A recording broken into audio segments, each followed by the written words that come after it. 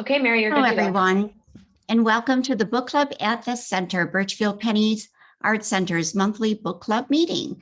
It's a very loose term book club. I know that some of you are joining us for the first time, while others come every month, and I'm just delighted that you're all here. I cannot tell you how excited I am to welcome tonight's author and his incredibly fast-paced, heart-pounding escapade of a crime mystery book. Professor Ross, thank you for coming today. For those of you joining us for the first time, my name is Mary Kozub, and I am the Education Program Manager at the Birchfield Penny Arts Center. I say all the time that one of the best parts of this job is this book club, which began over 14 years ago as a docent initiative. We started by reading the works that Charles Birchfield had read in order to deepen our understanding of the genius whose name is on our building. But soon we began reading authors, and there are many, many, many of those from our own region, a practice that supports the center's mission to celebrate the many talents and achievements within our own Western New York community. Since that time, we've welcomed over 65 authors. One of these days, I'm going to actually count and give you the exact number. Tonight, we welcome Professor Ross. But first, I'm going to turn things over to my colleague, Michaela Warros, who will explain the mechanics of tonight's event. Michaela? Okay, hi everyone. So just to get you guys acquainted with the webinar, we are being recorded, so only the panelists are being recorded. But if you would like to view this afterwards, if you can't stay for the entire evening, this will be available on our website, or you can reach out to me and I can send you a link. Please use the Q&A section to ask questions to Gary Ross, and I will ask them on your behalf. We also have a chat section here that you can use to communicate with each other and to the panelists. And if you're viewing from Facebook, you can use the comment section there. I'll be looking at those. And if you have a question, I will ask it on your behalf from there. So that's it. Thanks, Michaela. Please allow me now to introduce my friend and fellow docent, Linda Drea Wingard, who herself is an author and who herself has been featured here at our book club. Linda has graciously agreed to facilitate tonight's discussion. I really want to thank you, Linda, and I'm going to turn it over to you now. Okay, thank you, Mary. Well, I'm very excited to be here. Gary Earl Ross is a friend, a colleague. I followed him around to poetry readings for years, and we know each other from Just Buffalo. So I will give you a little bit of a background. Now, of course, I knew Gary as a poet, but he's written so much. He's a novelist, a playwright, short story writer, essayist. He's also a director and an actor and an audiobook recording artist. A retired UB professor. His books include short story collections like The Wheel of Desire, Shimmerville, Beneath the Ice, a novel, historical novel, Blackbird Rising, and these Gideon Rimes mysteries. As Mary said, these are very fast-paced, exciting mysteries. I read the first one, Minicle City Blues. I'm going to read this second one, but I read, of course, this one, Storm Warning. And Gary tells us a fourth one is coming out this year. And he can tell you more about that. He's also had his plays produced all over the world. England, India, China, Kazakhstan. And he had two of the plays filmed in India, I presume in Hindi. Is that correct? One of the films was in English completely. The other was in a mix of English and Hindi. Right. So he also has won many awards. He's an Edgar Awards mystery writer. That's named after our dear Edgar Allan Poe, who I see his little face behind Gary on his bookshelf. So he's an Edgar Award playwright and novelist. He has won several scholarships, the Lift Fiction Scholarship, Saltonstall Foundation Playwriting Fellowship. He's been awarded 3 different Emanuel Fried Outstanding New Play Awards. He recently won the New York State Council on the Arts Individual Artist Grant for his yet to be produced play, Stoker's Guest, correct? Yes. Based on Bram Stoker. So he has many, many awards under his belt. But today we're here about Storm Warning, a very exciting mystery and a book within a book. So Gary wrote 2 books. There's the Gideon Rimes history, and then there's insertions, 7 excerpts, I counted them, and they are Drea Wingard, who's a very important main character. But Gary, you could tell us more and read a little bit from your book, right? Yes. First, thank you for having me. Thank you for slogging through the book. It's I don't say that books are written, books are built, because it's a constant back and forth as you develop the idea, the plot, and so forth. And I was it takes a lot of work. And if anybody worries about things like whether you're being monitored by the internet, I do have a story from the next book, Nickel City Naked Lady, which will be out later this year. Early in the writing process, I had my detective interviewing a judge about a man who disappeared, and he's looking for this person. And the judge said he had a ring, an unusual ring. It was on his middle finger, second finger in. I used to read Green Lantern comics when I was a kid, and his ring was on the same finger as GL's ring. Now that part eventually got taken out of the book because I found other things to replace it with. But the day after I wrote that passage, my email was full of ads for Green Lantern comics, which I did read a lot when I was a kid. Oh, Absolutely full of information about Green Lantern. And I thought, I wasn't online. I didn't buy a Green Lantern compendium that somebody would say, okay, here are other titles you might like. I simply mentioned Green Lantern in the story. And so that becomes interesting. But I will talk just a bit about the detective Gideon Rimes. He is an Iraq War vet who comes home to Buffalo and takes a job at Buffalo State as a campus police officer. Sometimes people make the mistake of thinking that campus cops are rent-a-cops, and they're not. Campus police officers at State University have the exact same training as New York State troopers. So they are fully trained police officers. And after an incident that is referenced in this book, he leaves campus and becomes a private investigator. My son did 3 combat tours of Iraq and became a cop. And eventually he left the police force to take a job as deputy director for a defense contractor. He and his wife and children live in Florida.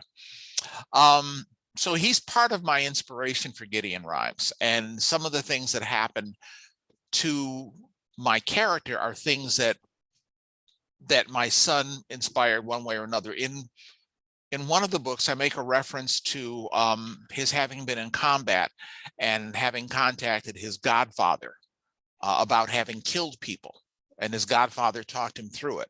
Well, when my son was in Iraq, he had that experience. And he called me on a sat phone and said, Dad, I killed people today. I have to talk about it. And I said, go ahead, I'm here. So those things, there is a touch of truth on the side as I build fiction around them. I'm going to read a few paragraphs from the first chapter. And to clarify who's who, when you hear the reference to Phoenix Trinidad, she is a lawyer who, after the first book, becomes, well, actually in the first book, becomes Gideon's lover.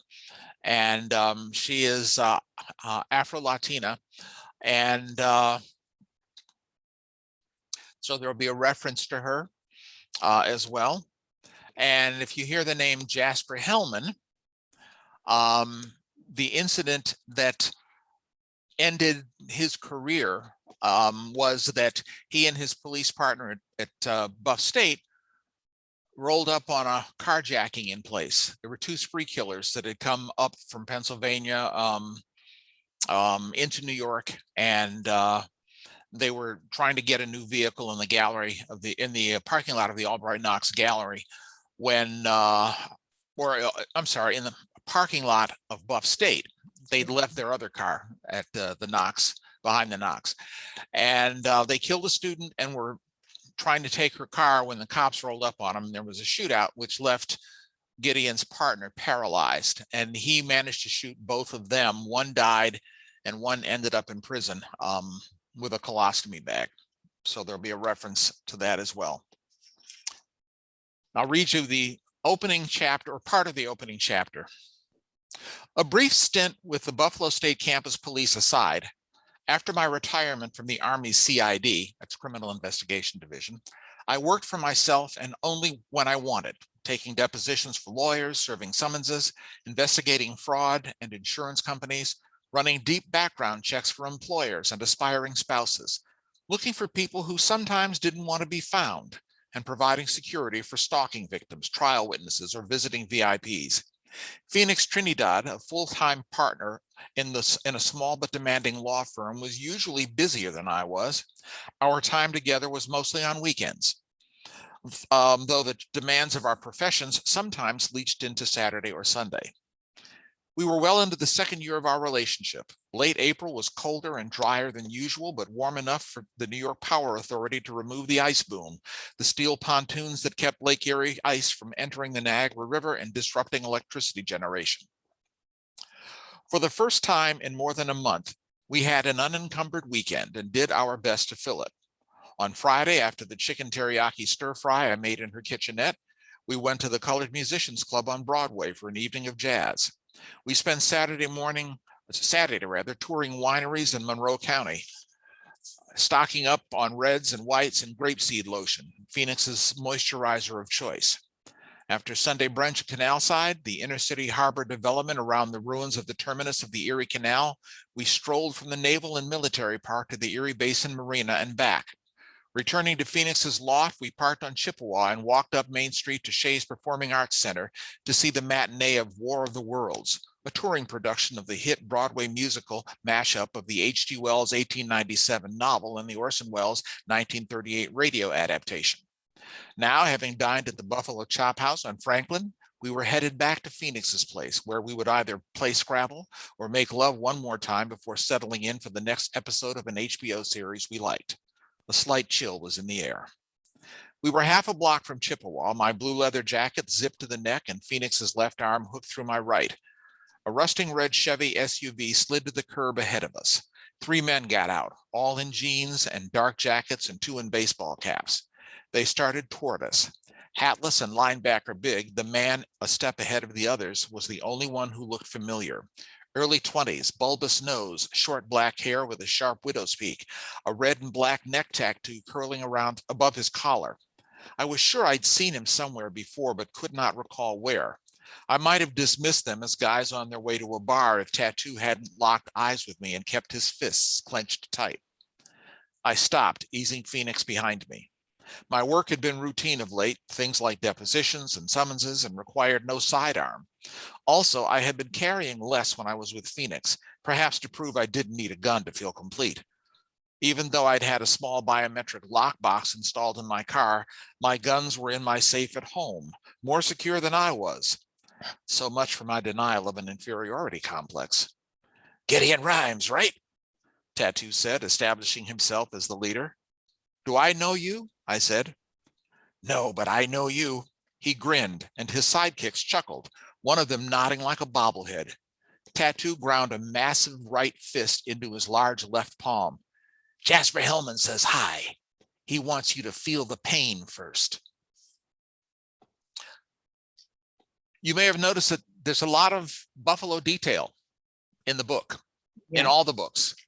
And first, let me apologize for looking kind of dark on screen here. I have one of those ring lamps on the top of my computer for the desk, and it picked about, what, 15 minutes ago not to work, to burn out. So I'm not lit as well as I should be, and my background picture is flickering, and I apologize for that. But when I started writing the series, I wanted to have Buffalo as a character. If you read other books, other novels, and particularly private eye novels, some of the good ones really take strong advantage of the setting, the city where they're located, or the village. And I thought Buffalo should have that. Buffalo should have a PI walking around the city, talking about real places, when possible, visiting real places. And it works as sort of a travelogue for Buffalo. Now, I did that because back when I was marketing my first novel, Blackbird Rising, which is set in Buffalo in 1901, one of the young editors that my agent sent the book to replied, "This is a book that would only be of interest to people in Buffalo." I thought, well, screw you, pal. I'm going to double down. I think Buffalo is a great place to live.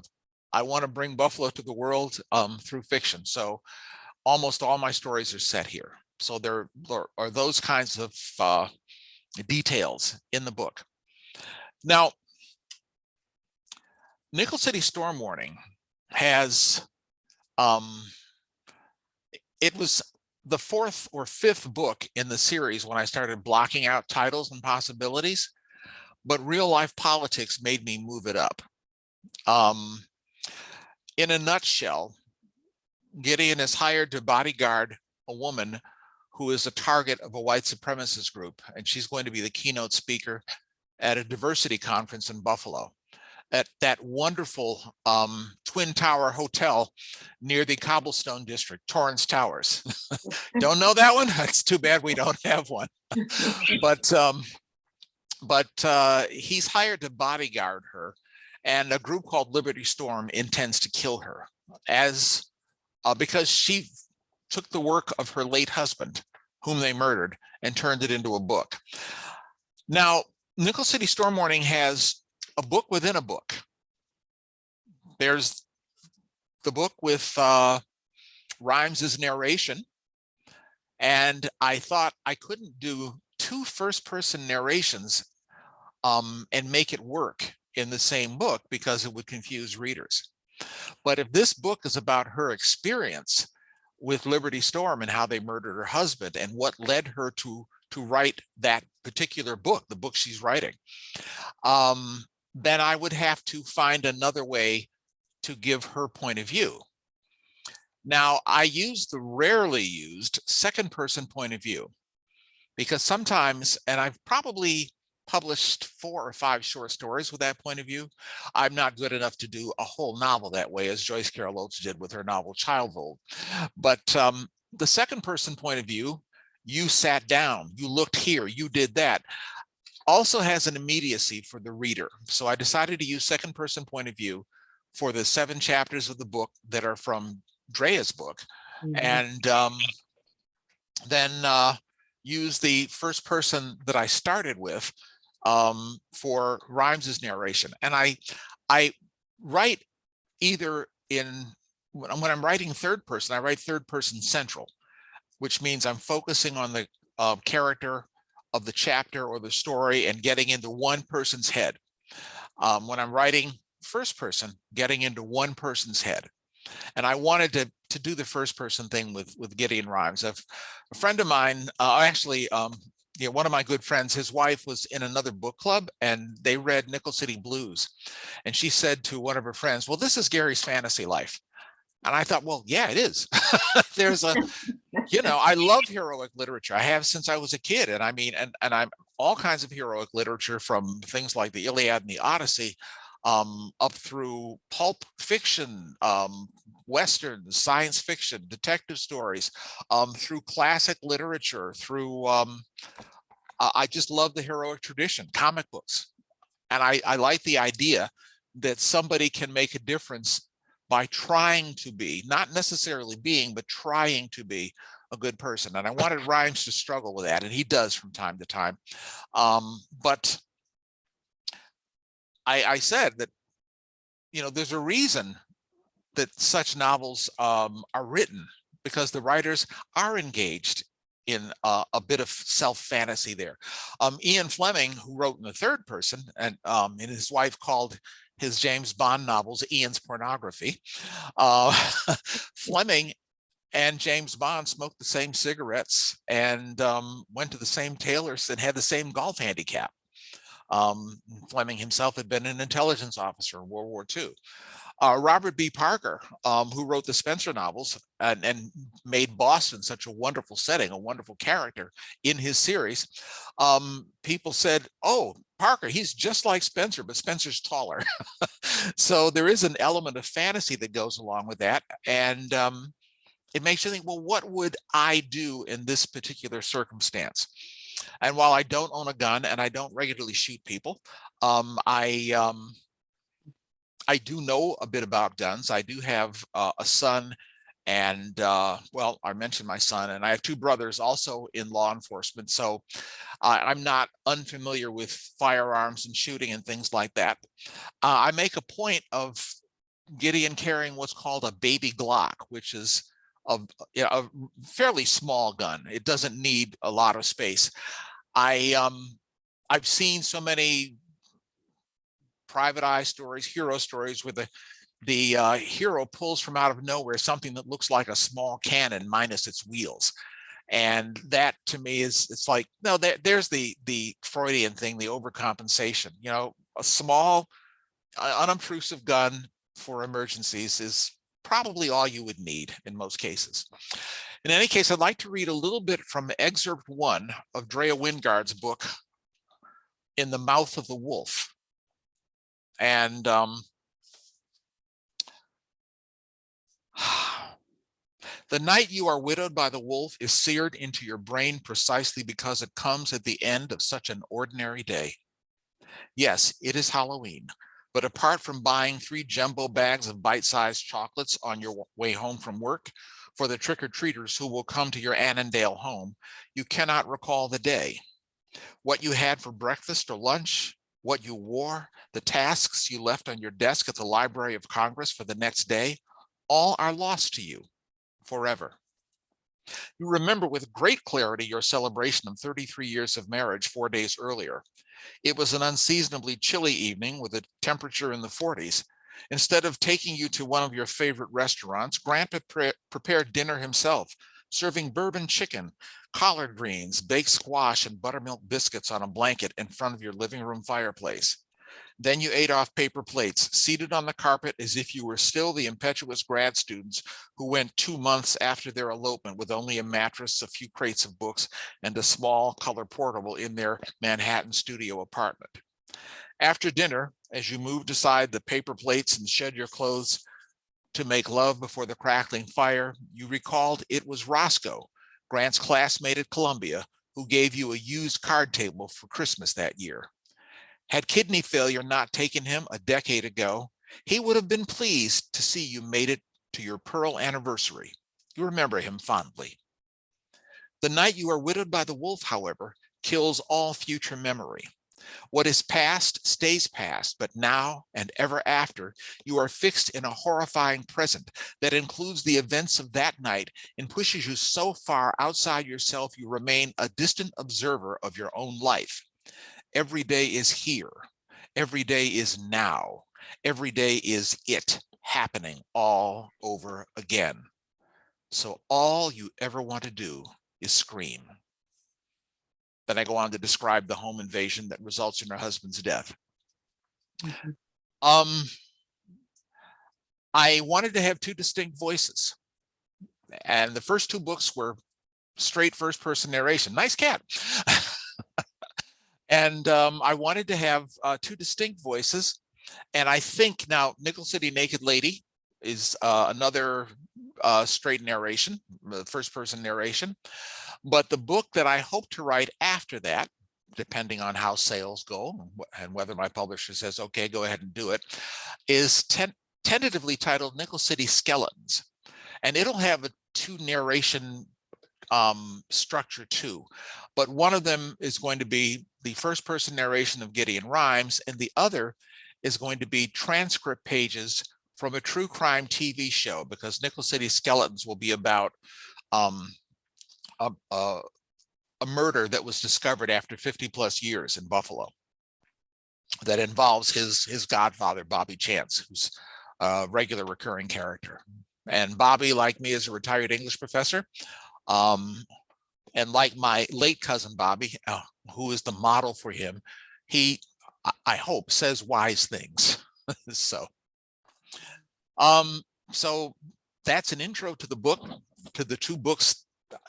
It's rare in a book that you have a chance to write 2 opening pages. So that was kind of fun to do. And I wrote Drea's book first and let it sit for a few months, and then I built the Rimes narrative around it. That's interesting. Huh. I didn't think you had done that. I have to ask you about your characters, Bobby Chance particularly, Sam Wingard. You create these characters who are very warm and loving. Phoenix too, of course. But I tried making a list of all the characters, and there are a lot of them. But but those particular ones are kind of in your circle of care, and you spend a lot of time on them. I mean, Bobby gets injured right in the beginning of the book. And you have him injured at a meeting at Temple Bethsiah, right? Yes. That kind of hints to the rest of the book.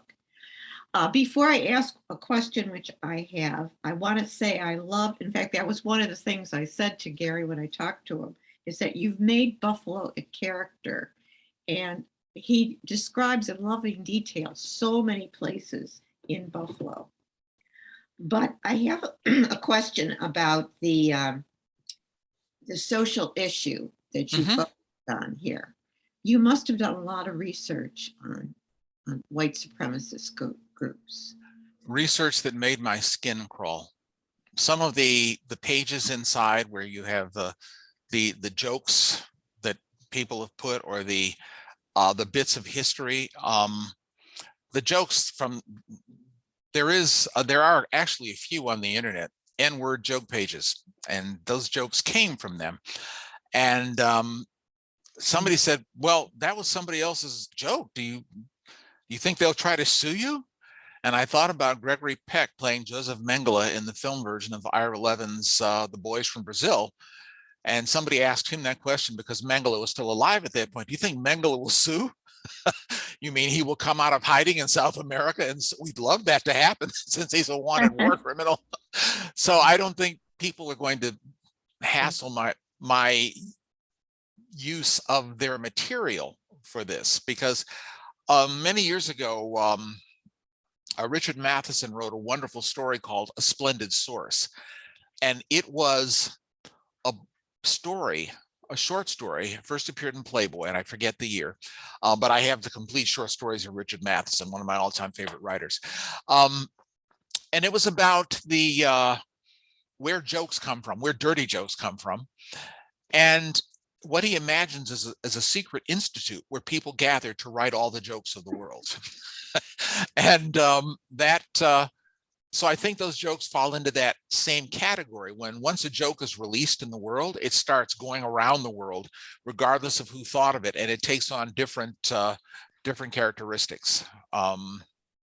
So that part of the research was extremely frustrating and maddening, but I thought it needed to be put there. People need to see what some, not all, and again, my characters tend to be positive, loving people, because most people are positive, loving people, you know. The bad guys, even the bad guys, love people, but when they're in my circle, because frankly I feel rich, I am not rich by any stretch of the imagination. I haven't gotten rich writing. I certainly didn't get rich teaching or working in education for 45 years. What I am rich in is friends and family. And I try to reflect that in the books I write, because I really feel I'm in George Bailey territory. I was for many years divorced, sitting at home in the house. I've since sold the house, but the house my kids grew up in, and I'd be at my computer working. Nice summer day, front door is open, screen locked, and I'd hear someone come up on the porch. And quite often it was a kid who grew up with one of my kids. And this happened several times. I was just driving by and I saw the door open, and I just wondered if you were still here, because my house was the one where the kids came after school. They played video games, they got help with homework, they went in the backyard and so forth. And I feel that whole "it takes a village," I was part of the village. And that to me it's a warm feeling. And I have warm feelings about all my friends and family, and that's not to say there are no disputes, but there are people who care for each other. My brother-in-law passed away last year, and my sister wanted to give him an unusual memorial service. So instead of going to a church, because he was not particularly a believer, she didn't want to do anything like that. She wanted to have a cookout in the backyard and have people tell stories about him. And she asked me to MC it. And what she did with that was, it was such a warm feeling that everybody had. Lots of people were saying, myself included, this is the way I want to be remembered. And later, and I told Renee when we were having Easter dinner, I said, by the way, the memorial you gave Joe forms the basis for the climax in Nickel City Naked Lady. The family that's having that memorial service is a crime family, and the criminal is dead, and they've kidnapped my detective and they're holding him there. But I said that inspired me to set up the end of the book. And but that book is dedicated, the fourth book is dedicated to all my sisters, biological and otherwise. So, but yes, I do like the idea of warm characters, but I also have cold-blooded characters, because where would the world be without reptiles? Mm-hmm. Yes, you do. So what you found about I'm curious, some of the information you've included in the book about the white supremacy groups, that is accurate? I mean, what was it? HH was like for Hitler? Everything that is a white supremacist trope, or an idea or an ideology or a joke or a piece of history that is included in this book is 100% true. The only thing that's fictitious is the group Liberty Storm, but everything else is 100% true.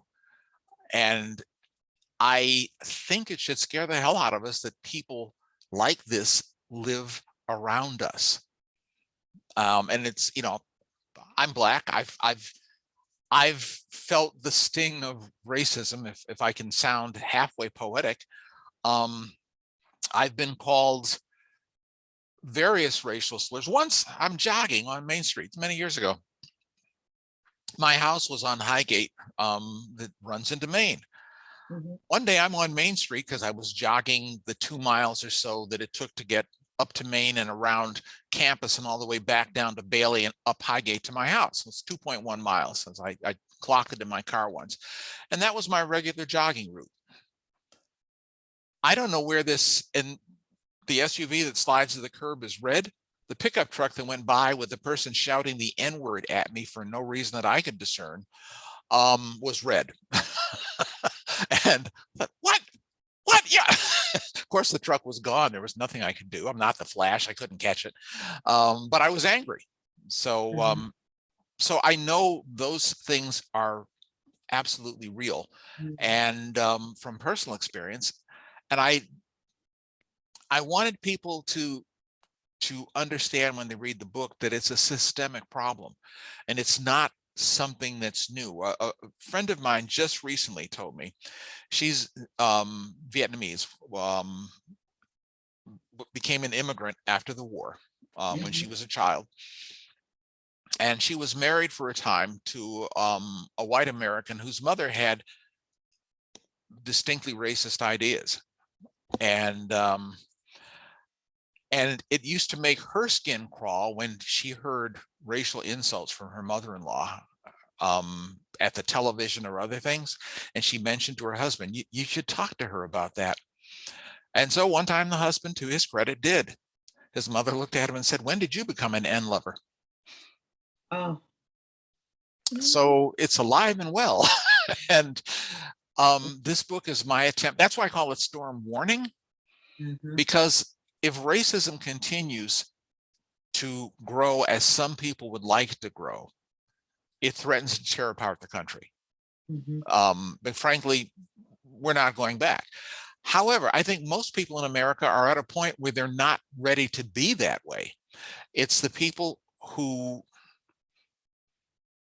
are like that, who are getting attention, that make it uncomfortable for other people. During the pandemic, I published a short science fiction story called Avenging the Daughter of God. And in that story, a theoretical physicist who's Nigerian British, the son of Nigerian immigrants in England, sends his daughter to America to grad school. And she gets run over by a truck during a white supremacist rally and killed. And he's a theoretical physicist who's invented a time machine. And he has found a way to snatch his daughter's killers and deposit them somewhere in the past where there's no penicillin, where they won't speak the language. And he deposits them in places that their social media informed him about. For example, one guy was complaining about immigrants, and he didn't say the only good immigrant is a dead immigrant, but he had something similar. I forget exactly what he said. And so the physicist deposited him in steerage on April 14th, 1912 in the Titanic.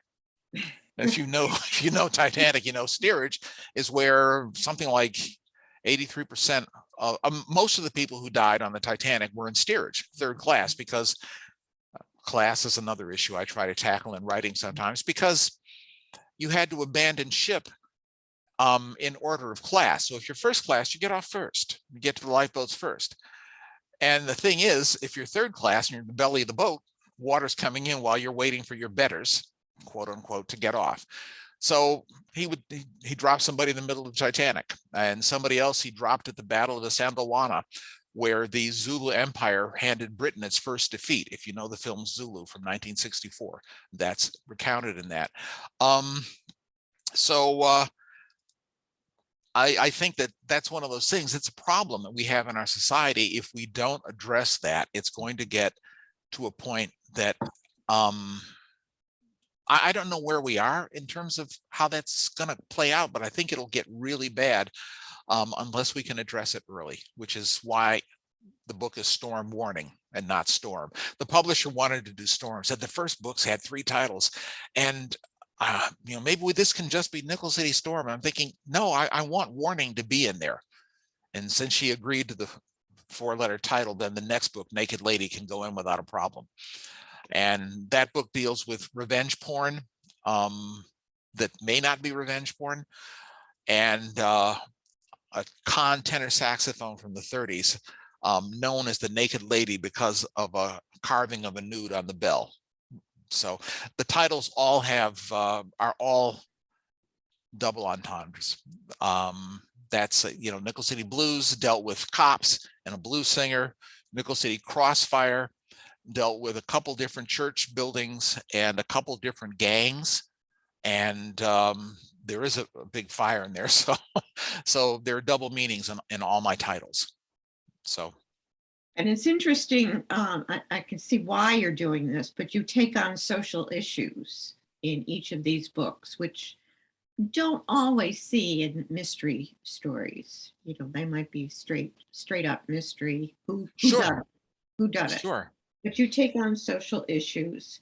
And this particular quote I thought was especially telling. Hatred is a monster we unchain at great risk to ourselves. Yes, So that goes to your point. it is. And I heard a quote the other day. I think it was on NPR, and it was a refugee from Ukraine had on a T-shirt that said "All monsters are human." Mm. And I thought that's a line to be used at some point, because that's absolutely true. All monsters are human. I don't do as much social justice writing in my fiction as I do in my plays. My first truly successful play was Matter of Intent, which won Edgar back there, and was done in Buffalo, standing room only audiences. It went to London and was done there. It won a prize in the Crossing the Divide Festival. The North American Actors Association consists of actors from North America who work in England. So that play, set in 1960, dealt with, among other things, the difficulty of the insanity defense for defendants of color.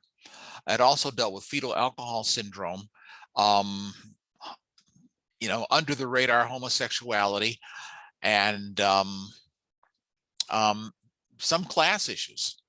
It was inspired by the Papin sisters murder case in Le Mans, France in 1933. And Papin is P-A-P-I-N, if anybody wants to look it up. It's a fascinating case.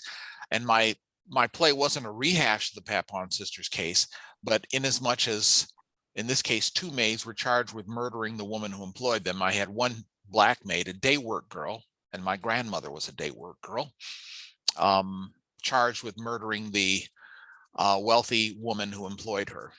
And then my play, Guns of Christmas, is an anti-war play. It deals with the spontaneous Christmas truces that happened on the front lines, along the trench lines in World War I on Christmas Eve. So many places, people just put their guns down for Christmas Eve, and Germans and British, and they ate together in 1914, the first year of the war. We weren't in it yet, but they had a Christmas truce, uncalled for and unsupported by the brass on either side. And so that's an anti-war play. The Mark of Cain is a play based on an actual court case where a black doctor in Detroit in I'm forgetting the year, was it 1925? Bought a home in a white neighborhood. And the second night they were in the house, a mob of 500 to 700, according to the newspapers of the time, attacked the house, wanting to drive the family out. I mean, attacked the house, breaking windows, shouting, screaming. Somebody in the house fired a gun, somebody outside died, and everyone in the house was charged with first-degree murder. That became Clarence Darrow's big case after the Scopes trial, the basis for the play Inherit the Wind. And the play The Trial of Trayvon Martin flips the script. Trayvon Martin survives that night, George Zimmerman doesn't, and Trayvon Martin goes on trial. And that play deals with how the justice system would treat him. So I do deal with social issues more directly in my plays, but I'm not far removed from them, because there will be commentary. Linda, you read Nickel City Blues. There's a line in there where the one corrupt cop calls Gideon Shaft, and Gideon's thinking, really? That's where you're going? Yes. That's a microaggression, you know? Yes. Okay, sit back, Shaft. What? That's one of those things that people have to face often. It's a microaggression where somebody's calling you out for who you are, in what they think is either a clever, unobtrusive, or unobjectionable way.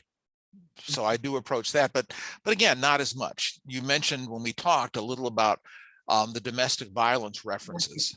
Yes, and the domestic violence references in that novel come from police, from cops. I used to work with a cop. When I was in college, I put myself through school on a truck dock, loading and unloading. Okay. One of the guys who got a job with us had been a cop in another city.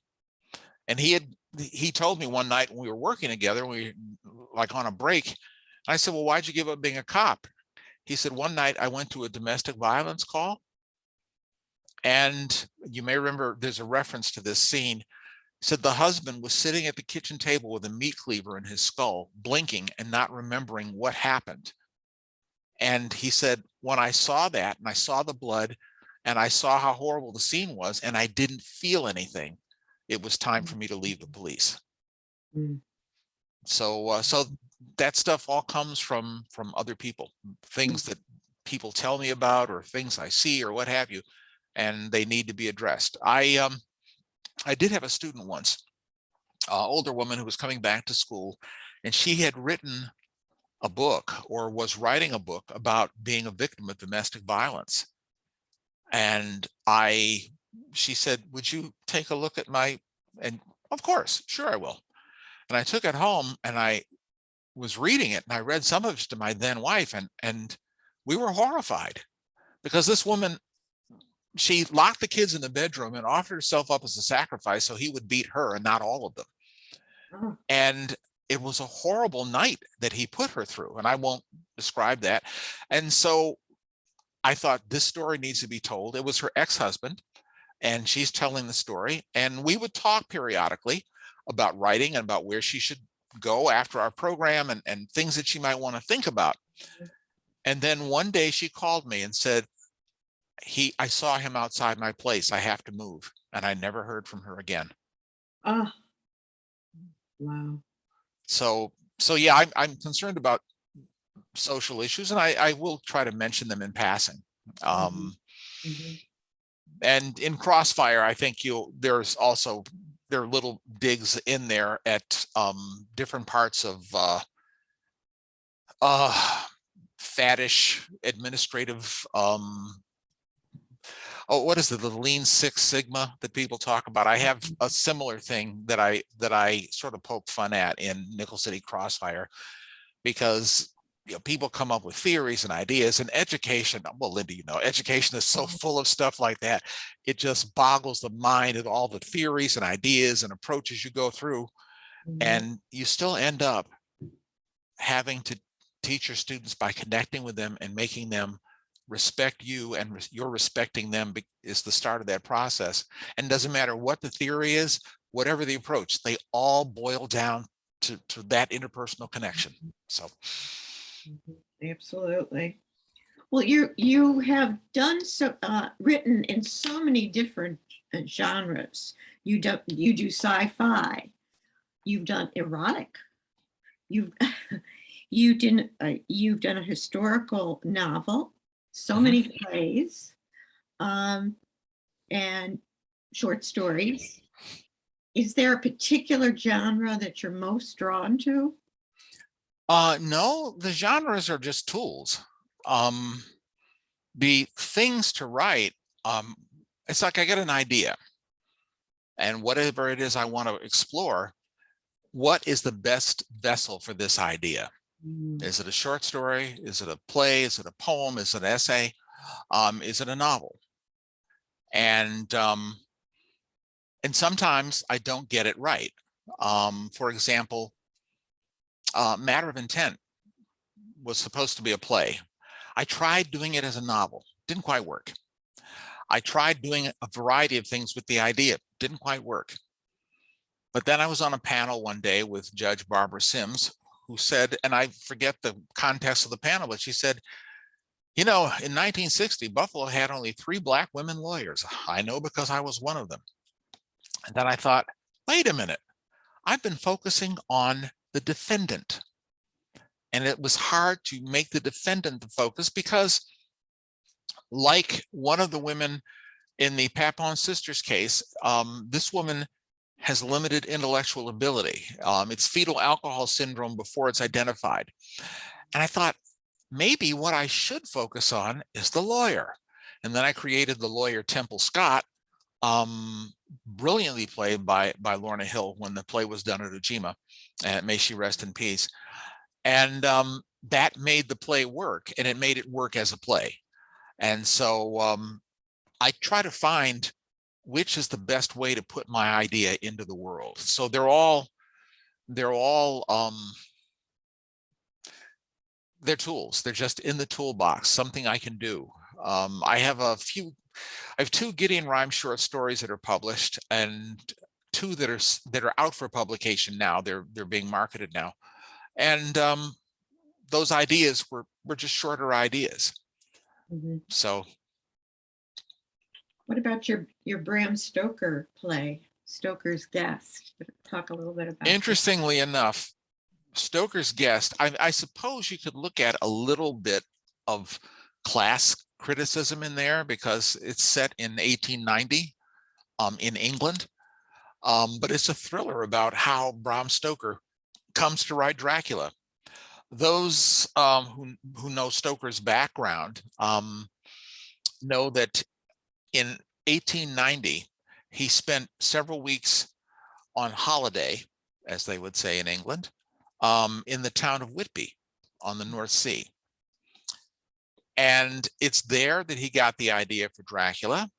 It's there that he, earlier, he met a scholar, a Turkologist. They don't. Oh, we lost you. We lost your sound.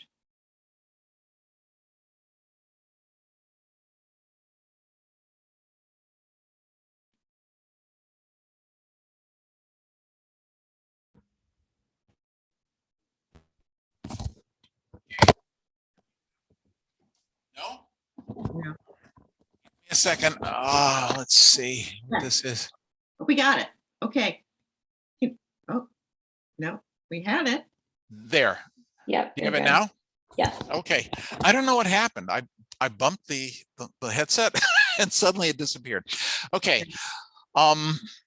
Anyway, Bram Stoker met a man named Arminius Vanbury, and he was a Turkologist, meaning he studied what was called the Orient, the Middle East, moving farther eastward, Central Europe and so forth. And Vanbury, most scholars believe, is the model for Abraham Van Helsing, the vampire hunter. But he had a dream after meeting Vanbury, and after having a meal that disagreed with him, that depicted three women trying to get something. They were trying to get him, basically. They were surrounding him, and it seemed that they wanted to bite him. And a man came in, an old man with white hair, and he threw a satchel on the floor, and there was a noise from the satchel that sounded like a baby, and the women pounced on the satchel. He recreated that dream he had in the novel Dracula. But all those things happened to him in 1890 between the spring and the summer. So he went on holiday to the town of Whitby and started developing ideas for Dracula. The first chapter of Dracula was shortened by the publisher. Years later, after Stoker was dead, his widow published a collection of short stories called Dracula's Guest. The excised first chapter was the story Dracula's Guest in that. So this play is Stoker's Guest, and it's about a man that Stoker meets while he's in Whitby, who inspires him, a truly evil man, he doesn't realize that at first, who inspires him to write Dracula. It's a thriller, and it really has no social importance. It's, I have to say, do a stage reading to fulfill the terms of the NISCA individual artist grant. And so I'm going to do that sometime this year, probably for Halloween or for Stoker's birthday, which is November 8th. And I'm not going to talk about amounts, but in terms of fellowships and grants and other things I've gotten over the years from my writing, this, which has no social relevance, no social complaints, is the largest award I've ever received. And I wrote it because people look at me and think he's a Black writer. and I am. But I know more things and can write about more things and have more ideas than just the quote unquote Black experience. So, which is how I was able to write, say, The Guns of Christmas about World War I, or but there's always a reference to some reality in there. There's a Scottish soldier who refers to a cousin of his who lives in America and has a Black wife, and with dusky little bairns running around. And that reference is to my great-grandfather. One of my great-grandfathers was from Scotland and came to North America and worked the Great Lakes. And I may eventually write a play about him. I think it's going to be called Duncan's Women, because he had families with Black women, one in Canada and one in Buffalo. And if you know the Alec Guinness movie Captain's Paradise, where the captain goes back and forth from Gibraltar to England, that was my great-grandfather. So there's a reference to other reality there, because that's who I am. I do try to, even when I'm writing fantastical things, I try to have some ground in reality. When I talked to you, we talked about your motivation to become a writer. Do you want to tell us a little bit about it? My mother, and I hope in my fondest imaginings, she is looking over my shoulder as I write, and the same for my dad, because when we were little, my mother would take us to the library regularly. We walked over to the North Jefferson Library on Utica several times in the course of a year. You know, one Saturday we go to the Museum of Science or something like that. Another Saturday we go someplace else, but frequently we went to the library. I was 10 years old when I was at the library one day with my younger brothers. There were just three of us at that point. And I got the book R's for Rocket by Ray Bradbury. I took it home and I read it and loved it. And I've been reading, I was an early reader. My dad told me he noticed when I was 3 years old, we were sitting at a stoplight at the car, and he looked at me and my lips were moving and I was looking at a billboard. And I have no recollection of this, but he told me that he looked at that and realized what I was saying was up on the billboard. And he said, "This child can read." And that was sort of the start of things. And nobody, you know, nobody ever stopped me from reading anything. I could read any book in the house, which is why I read things I probably shouldn't have read when I was 10, 11, 12 years old. But that was the time that made me a writer. So Bradbury was my jumping off point. Mhm. And I said to my father, I think I want to be a writer. And my dad gave me a typewriter, one of his old typewriters. Why is that important? Well, my dad was in the Navy for World War II, and he had a high school diploma from Hutchinson, and it was a business diploma. And most Black recruits at that point, when they went into the Navy, had galley duty or latrine duty. But they gave my dad a typing test, and he could type 100 words a minute. And he ended up working in an office for World War II, typing dispatches and whatever needed to be done. And a few years after he passed away, I ran into a very elderly man who said, "Is your name Earl Ross?" I said, "No, I'm Gary Earl Ross." Earl Ross was my father. And he said, "I grew up with your daddy." So we were all so proud of him. I said, "Well, I know." I said, "We went into the Navy together. We were all so proud of him." I said, "I know he was one of the first Blacks to work in an office in the Navy." And he said, "No, son, your father was the first."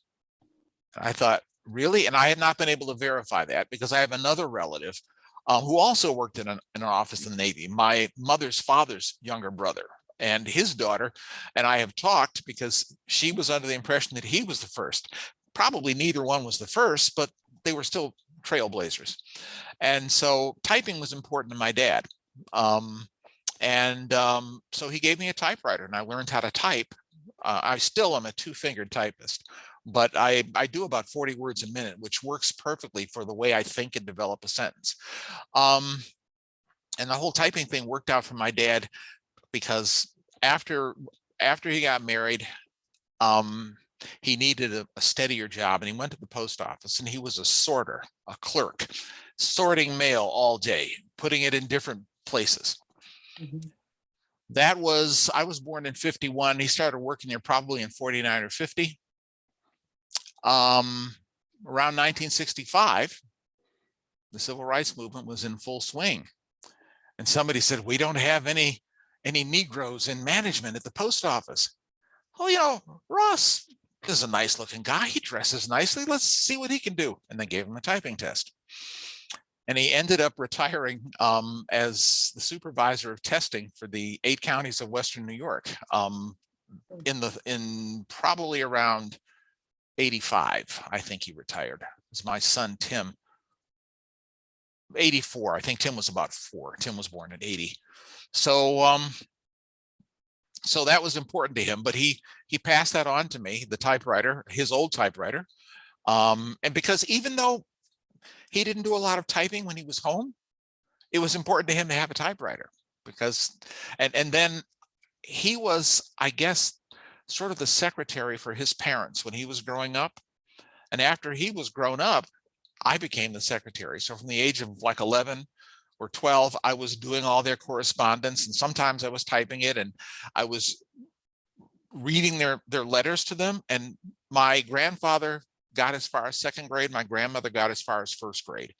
And so what does that word mean? And I would explain it.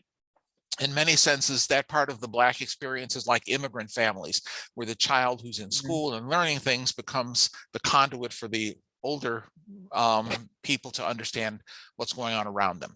So, those things kind of turned me into a writer. That and the fact that I would listen to people. The elderly people in my neighborhood loved me because I would do stuff for them, you know, snow, garbage, that sort of thing. And when they talked, I would just sit and politely listen. And they told me things that I would never forget. The one next door neighbor we had, and I forget whether it was summer or winter or whatever it was, but we were sitting and talking, and she casually mentioned, when I was about 16, the Spanish flu. She said, I lost 3 children to that flu in the same day. And I thought, how do you get past something like that? That's horrible. But I had never heard of the flu when I was 16. But when I got to college, I had a choice of research papers for a history class at one point. And I thought, I'm going to look up that flu. And I looked up the New York Times account of what was happening. October 1918, people were dying from the flu in New York City at the rate of 800 a day. Coffins were stacked outside the cemeteries. They couldn't bury people fast enough. And that stuck with me. It haunted me. So that years later, when I was writing The Mark of Cain, set in 1925, I could give a backstory to my main character, Dr. Cain, who, as opposed to Dr. Sweet, the real doctor in that case. And also he was Cain because fundamentalist preachers were assigning dark skin as the mark of Cain, or they were also assigning it to Ham, if you know your Bible. But that was being, he's the color of the first murderer, so he's on trial for murder, and that was a courtroom drama. But I was able to give backstory about the flu because I knew something about it, because I sat and listened to people when they talked. So, but you're a great reader as well. I mean, isn't that true? Yes, I read a lot. I'm an inveterate reader. Through most of my life, I think I've read between 70 and 100 books a year. And I have one of my good friends, and I won't call her out by naming her, one of my colleagues, she reads more than I do. I mean, I would put away 2 books a week, and she would put away 3. And the thing is, I read books on everything. I'm reading a book now called Ripped from the Headlines, which is about the real true crime cases that went into so many Hollywood movies like Chicago or Badlands. But I also am reading right now a novel by my friend Susan Lynn Solomon, who's also a mystery writer. I just finished another book yesterday. So I usually read a book or two each week, and then the equivalent of a book in other things, newspapers, magazines, and so forth. And I have a pretty fast reading rate, fortunately, so I'm able to put away a lot in a short period of time. But that informs me. It gives me ideas. It gives me places to go when I write. And I told you the story, Linda, of the guy who came to me. He got into my building on campus, came up to my classroom and said, they tell me you're Gary Ross. They tell me you're the one to see about writing a book. And I said, well, yeah, I have some questions. So first, what sort of things do you read? I don't read. I don't want my work to be derivative. So, well, if you don't read other books, how will you know if your work is derivative or if it's original? I said, number one. I said, number two, if you don't read other writers, why should anybody read you? And he sort of left in a huff. And I was stunned at that. And I did read a statistic many years ago. I don't know how true it is now, but 40 years ago, the average college graduate read 2 books a year, which to me was a shame, because that means I'm doing reading for other people. Right. Today is probably even less. Well, I don't want to, yeah, I want other people to ask questions. Sure. So, Mary, should we have questions now? Yeah, so please Anyone use have a the question? Kindly put Q&A them in the section. chat box. Mhm. Kayla, do you see any questions there? We don't have any Q&A questions yet, but please use that to ask any of your pressing questions. Well, I have no questions. Well, let me sort of give a tagline for Nickel City Naked Lady that'll be out this year, and I don't have a publication date yet, but I'm hoping that they will take my suggestion, the publisher will, and say that when a prominent citizen who begins to receive DVDs of her most intimate moments with her lover can't figure out the reason for it because there's no ransom demand or no threat, she hires Gideon Rimes to get to the bottom of it. And the saxophone comes in later, but when I've said, well, the next book is Nickel City Naked Lady, people say, oh. And there's a little bit of a feminist rant toward the end about how women are treated. Right. Gary, I have a couple questions. Sure. That I'd like to ask. Number one. Sure. You alluded to the fact that it was the research you did was very cringe-worthy. And I have to say, even reading the book itself I found difficult for me.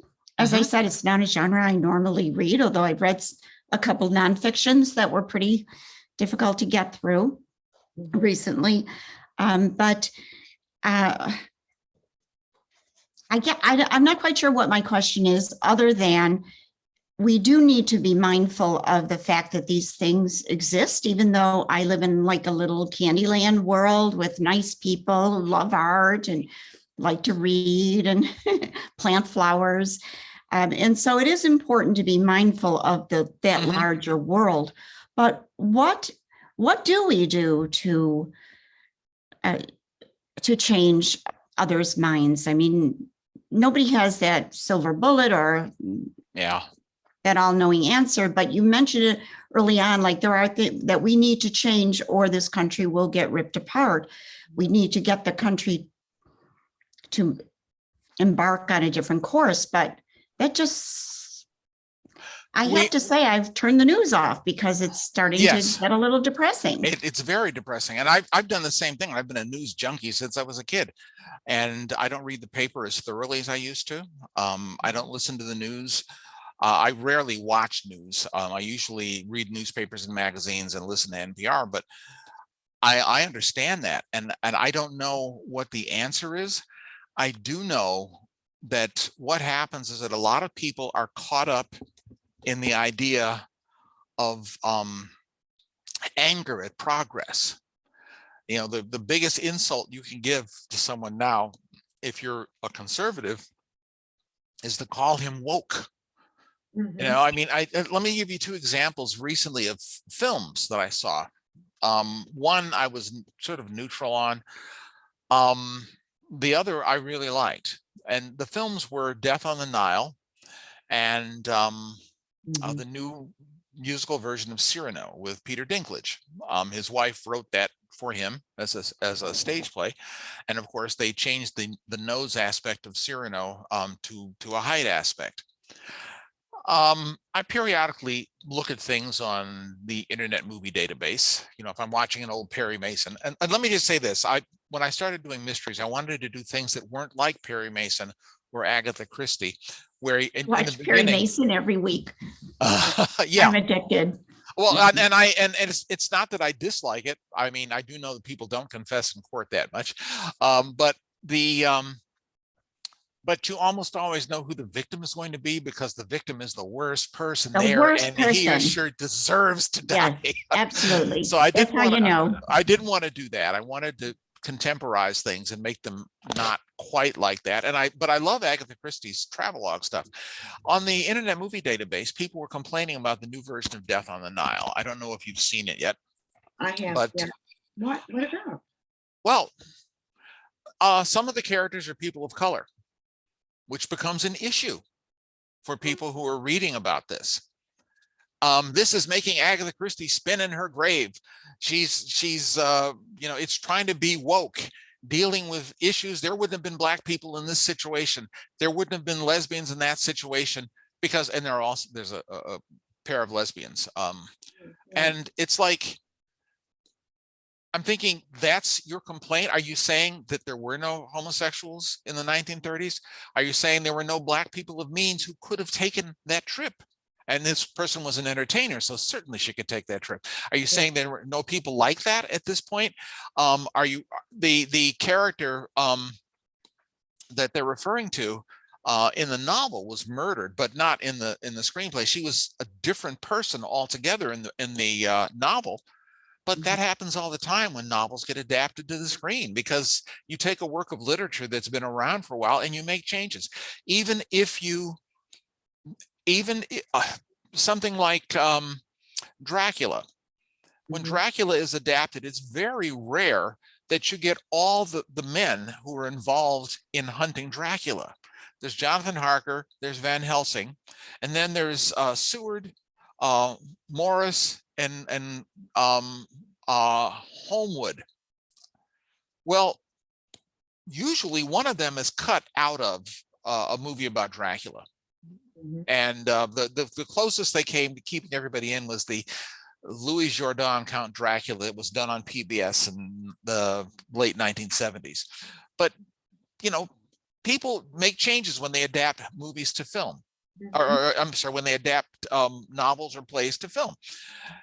And somebody saying that that's a problem, that Agatha Christie would be rolling over in her grave if at how they did this.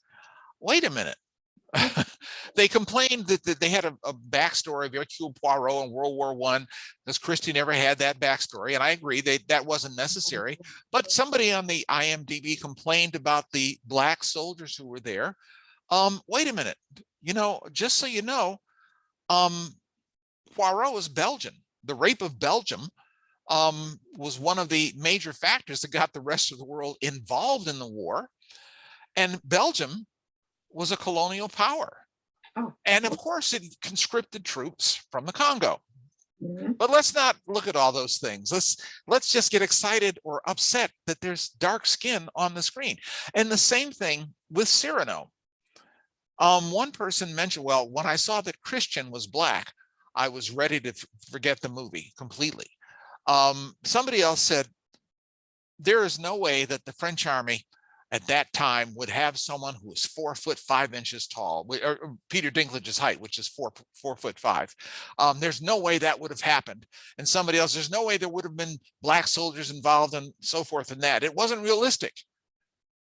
And I thought, and people singing as they died on the battlefield is? This is art.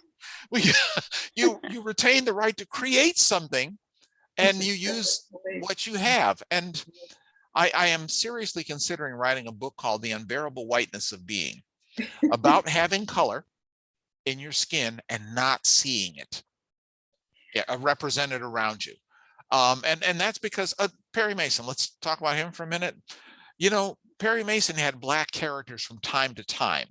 And the roles, I mean, they may have been cab driver, security guard, maid, that kind of thing, but they did have characters. But once, just once, they had a Black judge.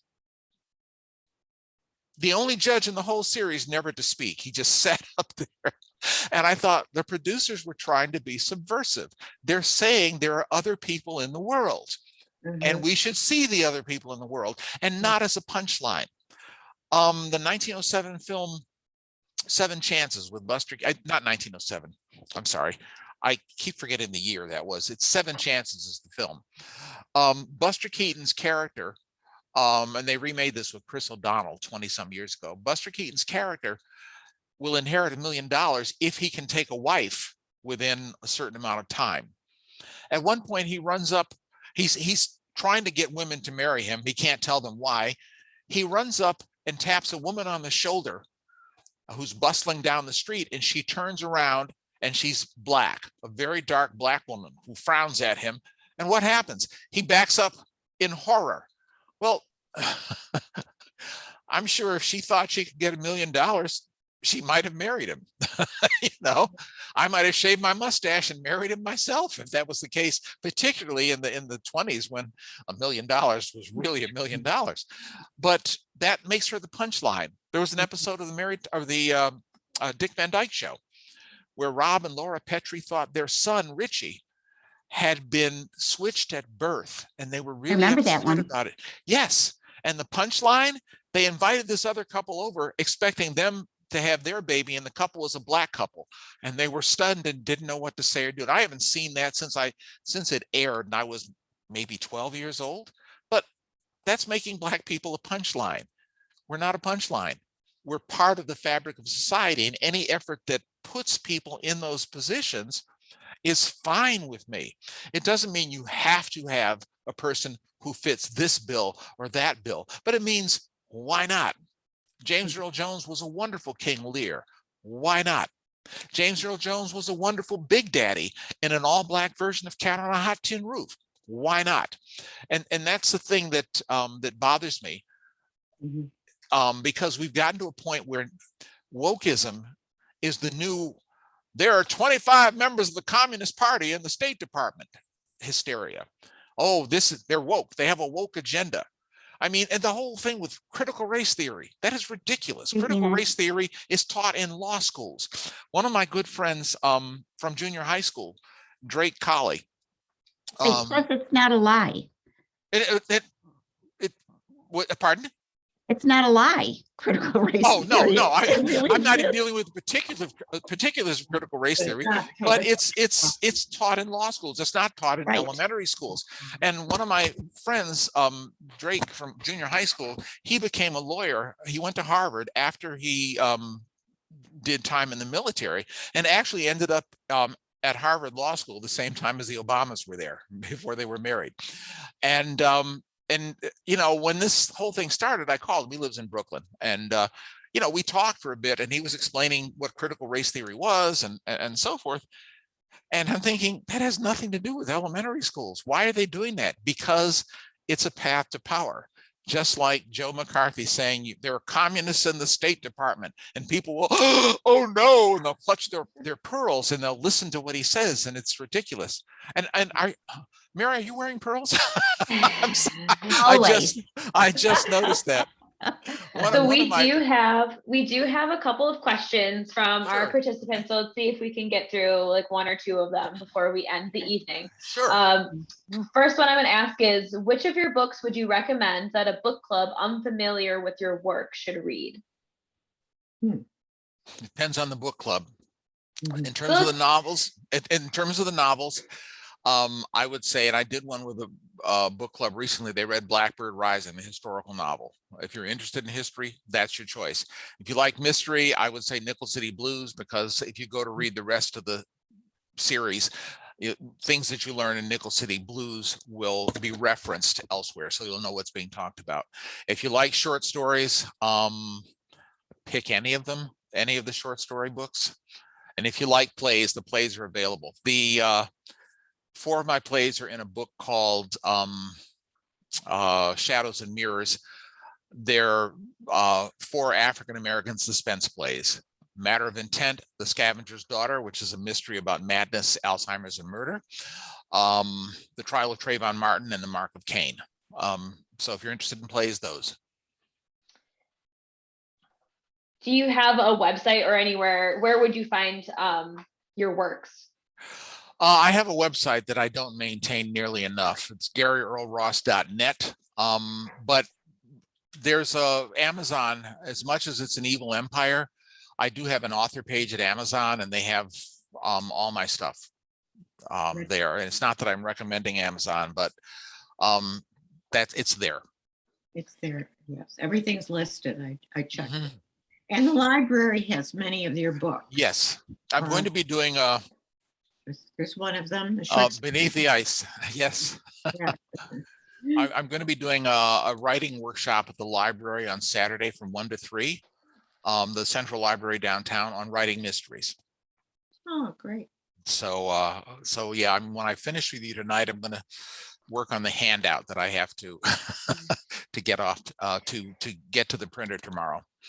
So our next question is, do you work directly with a publisher, or do you have an agent? I know your book's up for film production because they'd make a good TV series or movie. I would love it if somebody bought film rights. I used to have 2 agents. I had one for plays and one for novels. And what happened was that when they dealt with the largest publishers and the largest theater companies in New York City and didn't get bites, they don't work with the smaller presses or regional theaters. So rights come back to me at that point, and I market my stuff. And I had a publisher that didn't need an agent, and they were in financial trouble. And it looked like the 3rd book wouldn't be published. But then I found another publisher that was a startup, and they wanted to do mysteries. And they read Nickel City Storm Warning and said, "We love this book, but we're not going to do book 3 in a series unless we have the rights to books 1 and 2. And so I got the rights back, and they published all 3 last year.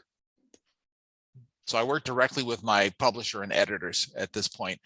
And sales have been modest. I'm hoping that they get higher. I suggested that the first chapter of Nickel City Naked Lady be put on Facebook because it involves the uncomfortable scene where they're sitting in Gideon's office and he's watching the DVD of this woman's sex life, this woman in her 60s, as she's sitting there with her brother, the judge. And when the editor sent back the manuscript for first round edits, she had a note, "Wow, that's the way to open a book." And I thought, good, let's put the first chapter out there so everybody can see it. So our next question is, do you start with a structure, or does a theme or characters drive your early drafts? I've done all 3. I start with a plot, or I start with a character, and the structure, it manifests, I think, depending upon what kind of vessel I'm going to use to tell that particular story. If it's a short story, I play around with narrative one way. If it's a novel, and since right now I'm writing only the Gideon Rimes novels, although I do have an idea for a sci-fi novel I might want to try, once I have the voice, I can go with that. But yeah, I can start with the character, or I can start with a plot idea. It's usually one or the other. And then I guess finish with our last question. What authors do you admire most? How much time have you got? I love John A. Williams. Love James Baldwin. Williams didn't love Baldwin, but that's another story. I love Joyce Carol Oates. I love Isabel Allende. Robert B. Parker, Arthur Conan Doyle, Agatha Christie. I've read I calculated I probably read 5,000 books, so I can't remember everybody I've read, but I read a lot, and that includes graphic novels. I was a huge fan of Stan Lee, huge fan of Stan Lee, and so I like all kinds of books, but probably in terms of literary authors, Williams, Walter Mosley, John A. Williams, Walter Mosley, Robert B. Parker, Joyce Carol Oates, Alice Walker, almost forgot about her, Toni Morrison. Gee, and we actually had a beer together one night. Forgot about her. There's so many, so many, and also Richard Matheson, whose short stories, and you may know them from Twilight Zone, the Terror at 30,000 Feet, or which has been done a few times on film. Button, I Am Legend. He was a wonderful writer. So I just read so many people. I have bookshelves all over the room here, so if I start looking over, I'll say, oh yeah, I forgot about him, and I forgot about him. So I read a little bit of everybody. Well, Gary, it's been really a pleasure. And this was the first Gary Earl Ross book I've read, but it won't be the last. I thoroughly enjoyed it. Thank you. And thank you for a really rich evening and a great conversation. And I encourage everyone, if you've not read the book, to pick it up and read it. And I absolutely will review it on Amazon just to make sure the word gets out there for you. And Linda, thank you so much for facilitating. And Michaela, thank you for your help as well. I do have one little book club note on May 19th for our special book club launch.